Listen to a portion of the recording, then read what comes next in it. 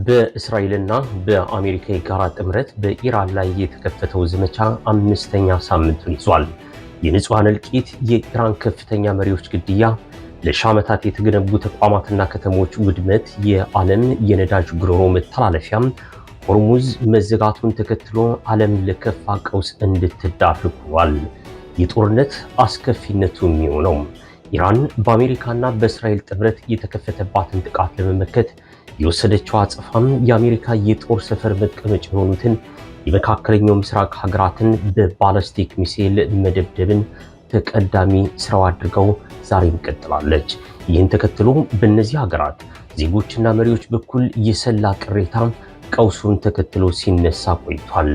አሁን የተሰማው የሳውዲ ውሳኔም ለአሜሪካና እስራኤል መረር ያለም ይመስላል። የሳውዲው አልጋወራሽ ለኢራን እጅ የሰጡም ይመስላል።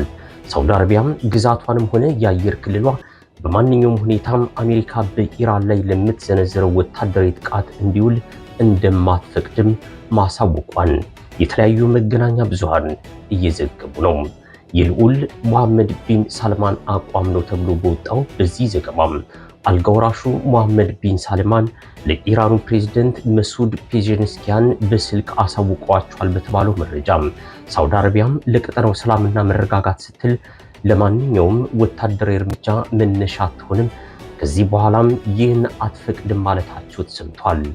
ሳውዲ አረቢያና የተባበሩት አረብ ኤሚሬትስ በተመሳሳይ ሁኔታ የአየር ክልላቸውን፣ የምድር ግዛታቸውን ወይም የባህር ክልላቸውን አሜሪካ በኢራን ላይ ለምታደርገው ጥቃት ላለመፍቀድ መወሰናቸውን የመገናኛ ብዙሃን አየር የሞላ ሰበር ዜና ሆኗል።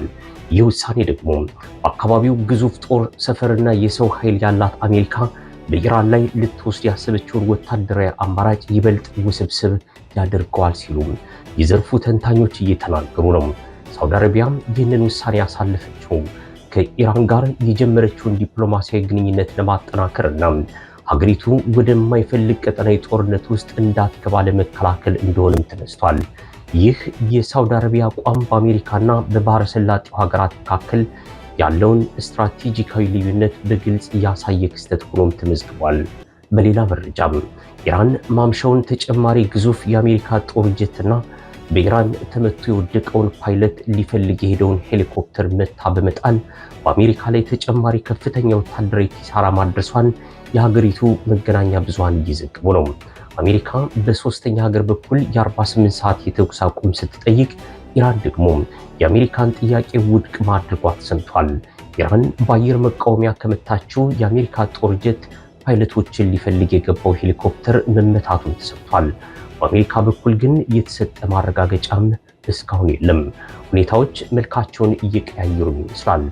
ወራትን በተሻገሩ ጦርነት ዛሬም በሁለት ወገኖች የከፋ ኪሳራና የሰብአዊ ቀውስን እያስከተለም ጦርነቱ ቀጥሏል። በሌላ መረጃም የ2 ዓመትና የ3 ዓመት ዕድሜ ያላቸው 4 ልጆች ሐሙስ ዕለት በኡጋንዳ ዋና ከተማ ካምፓላ በሚገኝ የህፃናት ትምህርት ቤት ውስጥ በጭካኔ በስለት ተወግተው ተገድለዋል ሲል የሀገሪቱ ፖሊስ አስታውቋል። 3 ወንዶችና አንዲት ሴት ልጅ ወዲያውኑ መገደላቸውን የፖሊስ ቃል አቀባዩ ተናግረዋል። ተጠርጣሪው ጥቃት የፈጸመው